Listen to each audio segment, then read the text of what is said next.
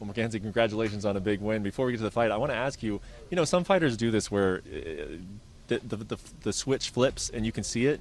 With you tonight, I mean, you're so sweet, you're so nice outside the cage, but when you get in there, you have a completely different look on your face. Can you describe what that's like in the locker room and then the walkout, like how that flip switches? Yeah, I think even in the locker room, my coach is kind of like trying to, let's like start to wake up, let's start to get mean, it's something that my coaches tell me, you got to be mean, and it's what I did in jiu-jitsu, like always were able to switch it. So now going into the fight, people are trying to kill me, punch me in the face, so I need to get mean. And when I see that I'm pushing forward and being mean, I do better. I'm pushing the pace in the fight. So I'm just like a really nice person, I guess. I'm always like, hey, good vibes, everything. And when you get to the fight, you just really need to turn it on. And when you're confident with everything you did in the training, it's a lot easier to be mean and trust in the process. Yeah, and you looked very confident in the beginning. Some of the strikes that you were throwing were haymakers. In fact, the kick that you threw was what ended up being you being on the ground. Can you just kind of talk about, we all know how good you are at submissions.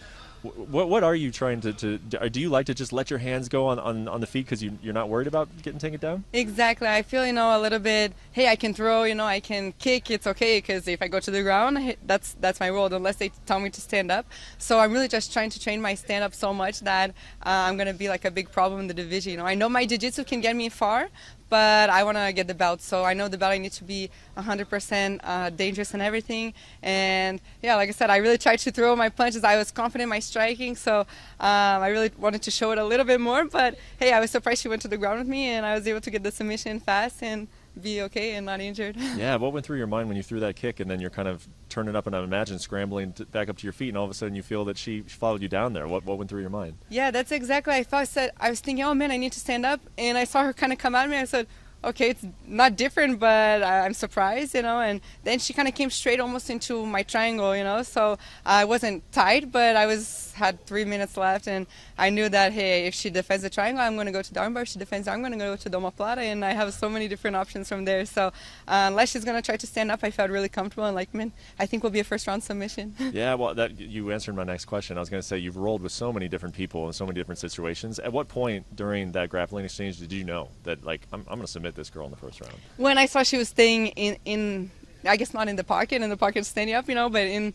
the guard, when I saw her almost kind of do a couple punches on me, like ground and pound style and things like that, I said, okay, I think her defense is not where it should be for my jiu-jitsu, and on the armbar, she was so flexible, I was kind of like, man, is it going to dislocate or what's going to happen, but I had time, and I was just trying all the different angles that I know, behind my armpit, in front, to the other side, and just going with her until I found the spot. Yep.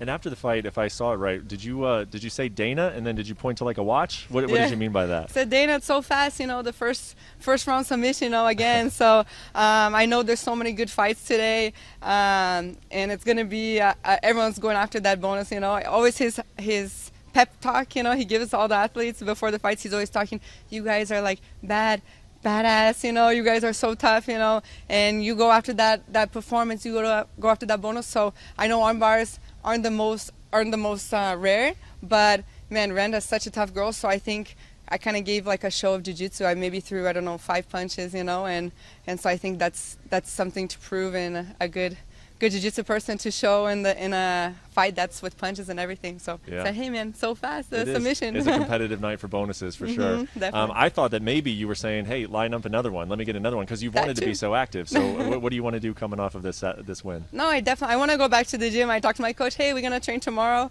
but obviously just joking, give a couple of days to rest. But yeah, I'll be back in there and see who they will offer me. And I want to be back fighting. I want to fight again this year. I was 1 year off because of my pregnancy, so now that I'm on this momentum and just winning momentum, I don't want to stop it. I want to keep going and going and going and take advantage of the momentum. Yeah, excited to see where that momentum takes you. Congratulations on the win. Thanks so much. Thank you for watching ESPN on YouTube. For live streaming sports and premium content, subscribe to ESPN+.